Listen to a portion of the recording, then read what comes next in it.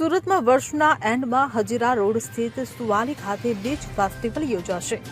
સરકારના પ્રવાસન વિભાગ દ્વારા 50 લાખની ગ્રાન્ટ મંજૂર કરવામાં આવી છે. ગત વર્ષે 80,000થી વધુ લોકોએ મુલાકાત લીધી હતી.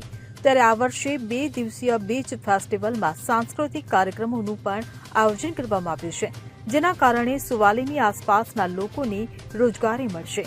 આ સાથે સુવાલી બીચનું ડેવલપમેન્ટનું પ્લાનિંગ પણ કરવામાં આવ્યું છે, જ્યારે તબક્કાવાર રીતે 3 વર્ષમાં સુરતનું સુવાલી બીચ વિકસાવવામાં આવશે. Bureau report CN24 news. હવે જુઓ દેશ દુનિયાની તમામ ખબરો તમારી આંગળીના ટેરવે. ઉઠાવો મોબાઈલ અને Google Play Store પરથી ડાઉનલોડ કરો અમારી CN24 ન્યૂઝ મોબાઈલ એપ.